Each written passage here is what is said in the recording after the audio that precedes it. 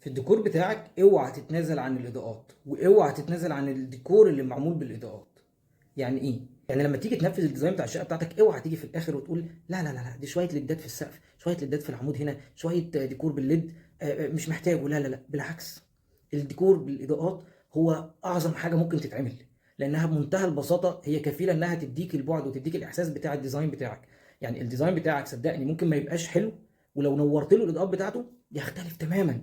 الاضاءه المخفيه بتدي عمق، بتدي وسع وراها. الليد بروفايل مثلا ده بيدي احساس بالقوه، بيدي ان الديزاين ريتش كده غني. الليد العادي اللي بيبقى في الجيبسون بورد دوت بيدي احساس بالوسع، خصوصا لو هو رامي مثلا على الاطراف، فما تقدرش ان انت تستغنى عنه، الا لو انت كنت عايز تستغنى عنه. ركز مثلا كده في الايفنتس او في الحاجات القوميه اللي بتتعمل زي احتفال المومياوات مثلا اللي اتعمل. هو كان بمنتهى البساطه ممكن يعمله الصبح والدنيا تبقى نور ونور قوي قوي. هو لا، هو عايز الضلمه، عايز يقدر يلعب بتاثير الاضاءات، عايز يديك نور من بعيد من هنا يحسسك بان في حاجه جايه من بعيد، عايز يديك نور لتحت مثلا عند التمثال من تحت عشان يديك احساس بالارتفاع.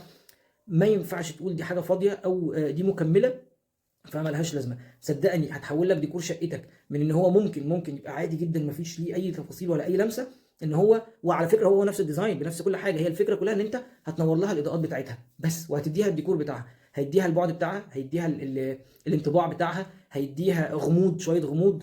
هيرمي ظل مثلا على حته معينه وهيرمي نور على حته معينه تانية، فهيدي شكل ريتش جدا للديزاين بتاعك.